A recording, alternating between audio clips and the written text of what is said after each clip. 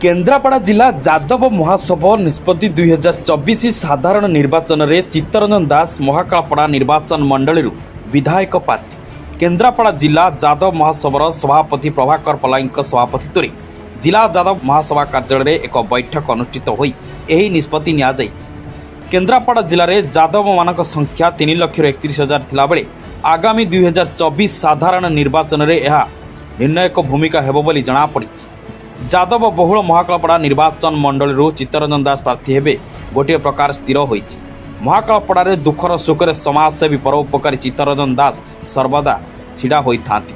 महाकालपड़ा निर्वाचन मंडली रे समस्त जनसाधारण मध्य चित्तरंजन को विधायक करबा पई मन स्थिर करिलेनी। एबेठू से जड़े उच्च शिक्षित स्वाभिमानी दरदी मनीष हिसाब से से खूब कम समय मध्य समस्त मन किणी नहीं।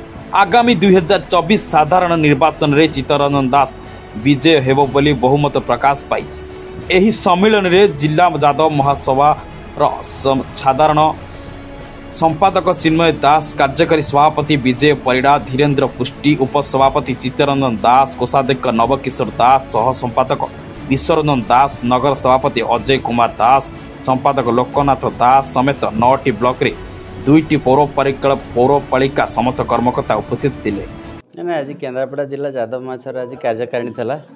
आगामी दिन में निर्वाचन को आखि आगे रखिकी केमती जिले में कौट कौन प्रार्थी दिज्व से आज आलोचना थिला। केन्द्रापड़ा जिले में जादव संख्या 3,60,000 भोटर आम तेणु जादव मैंने जहाँ चाहिए केन्द्रापड़ा राजनीति से हिसाब से जीव। तेणु मोर भरसा अच्छी माननीय मुख्यमंत्री उपर मोर नेता से मो उपर भरसा करेंगे बोली मोर आशा अच्छी।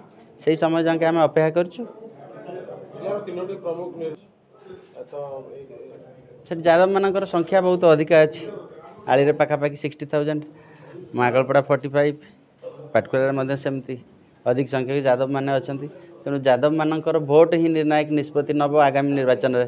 तेणु जादव मानकर भोट हार जदि एत अत्यधिक जादव मान को कौन पाई टिकेट दिया न जीव। तेणु आमर डिमांड जे जादव मान को केन्द्रापड़ा जिले में प्रार्थी करा गोटे एमपी सीट एवं 2टा विधानसभा।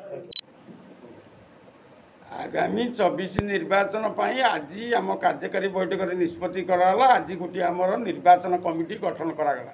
1 2 रे आमर जो मैंने प्रार्थी हे से मैंने आमको 5 दिन भितर आम जिला जादव महासभा को दरखास्त करेंगे।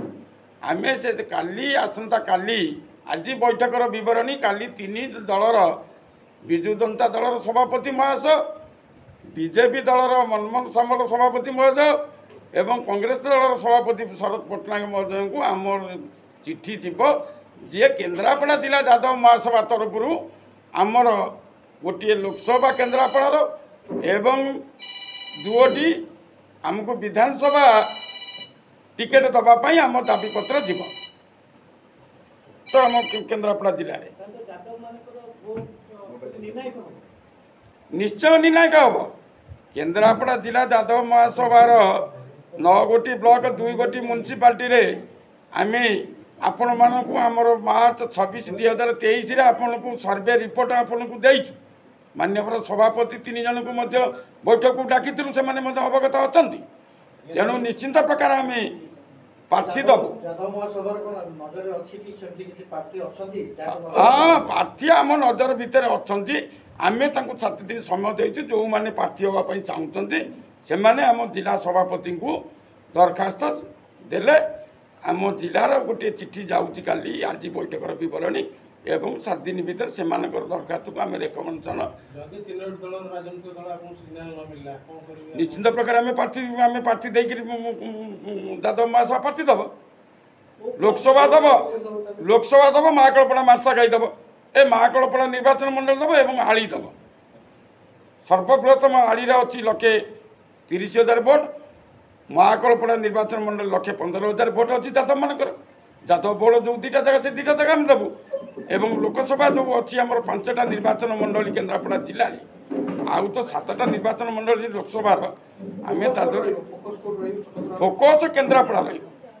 फोकस महाकालपड़ा केन्द्रापड़ा निश्चिंत आउ गर्दपुर रही 3टा जगह पाटकुरा निर्वाचन 3टी लोकसभा पाटकुरा महाकालपड़ा 3टी जगह निश्चिंत प्रकार जादव महासभा प्रार्थी दबा।